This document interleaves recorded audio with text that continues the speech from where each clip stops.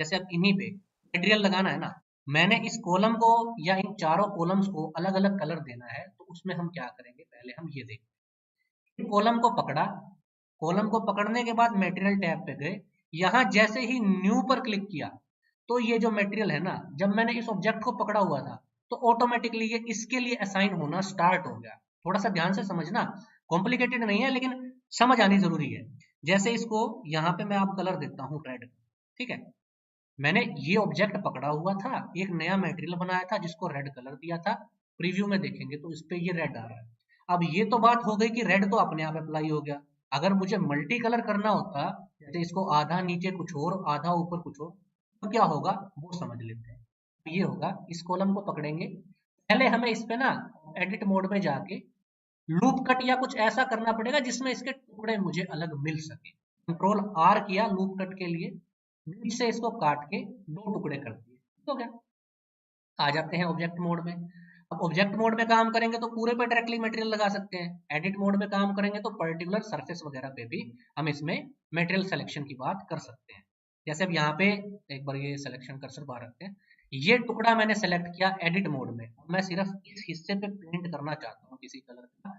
मुझे यहाँ पे जब न्यू लेना है और इसमें जो भी कलर लेना है, पहले क्या होगा कि एक कलर जो है ना, पहला मटेरियल वो पूरे पे अप्लाई होगा ही होगा, जो कि बाय डिफॉल्ट कलर होता है। अब यूं समझिए, इस मटेरियल को अगर हम बात करें तो इसका यहाँ पे जो, समझ लो ये है हमारा व्हाइट पेंट, इसको प्योर व्हाइट ही रखो एक बार। ये हो गया पूरी ऑब्जेक्ट का पेंट, ठीक है। एक मटेरियल जो पहला मटेरियल हमारा होगा ना, वो तो पूरे ऑब्जेक्ट पे होगा ही होगा, टुकड़ों पे पहले नहीं जाएगा। लेकिन जब इसके बाद दूसरा मटेरियल करेंगे ना, उसको जब हम करेंगे न्यू पे, और इसको मैं देता हूँ रेड कलर, ठीक हो गया। तो अब ये मटेरियल 3 है रेड वाला, 2 है व्हाइट वाला। जो फर्स्ट नंबर पे मटेरियल है ना, वो तो पूरे ऑब्जेक्ट पे अप्लाइड रहेगा कंटिन्यूसली ऑटोमेटिकली। लेकिन मुझे इस टुकड़े को रेड करना है, तो मैं टुकड़ा सेलेक्ट किया इधर से सरफेस से, रेड वाले कलर पे आया और इसको बोल दिया भैया असाइन, तो ये यहाँ पे रेड असाइन हो गया। इसके बाद नीचे वाले सरफेस को सेलेक्ट किया, इधर एक नया मटेरियल बनाया, न्यू मटेरियल, इसका कलर दे दिया ग्रीन, ओके। अब ये ग्रीन कलर वाला मटेरियल सेलेक्ट रख के इधर सरफेस सेलेक्ट रख के जब इसको करेंगे असाइन, तो ये नीचे असाइन होगा। लेकिन अगर आप ओवरऑल चेक करोगे तो इसके ऊपर एक व्हाइट कलर पहले नंबर वाला डला हुआ है, उसके बिना बात बनेगी।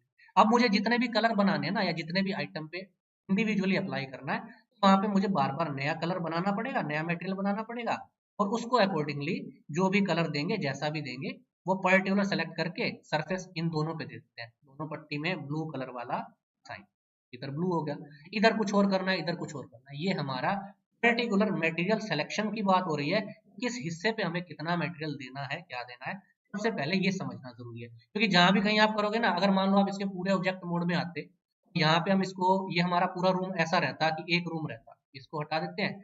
अब ये दीवार, ये दीवार, ये सारे ऑब्जेक्ट सेलेक्टेड पे अगर हम एक नया मटेरियल बनाएंगे ना, तो क्या करेगा, पूरे पे पहले वो वही अप्लाई कर देगा।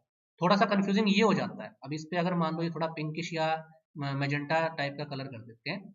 इसके बाद क्योंकि ये अलग अलग ऑब्जेक्ट अभी सेलेक्टेड थे, मे भी शायद इस पे अप्लाई नहीं हुआ क्योंकि टुकड़े थे, लेकिन पहला कलर जैसे आपने देखा था ना, पहले वाला मोस्टली पूरे पे अप्लाई, तो वो प्रॉब्लम करता है। अब मैं दूसरी कॉलम पे इसको डायरेक्टली, कॉलम को नया मटेरियल यहाँ से देता हूँ येलो इसका। अब ये एक ग्रुप सेलेक्ट था तो पूरा येलो हो गया, ये सेलेक्ट करके इधर डालेंगे, ये अलग कलर आ जाएगा। मतलब अप्लाई करना आपको क्लियर हो जाए किस हिस्से में हम क्या करेंगे, ठीक है ना।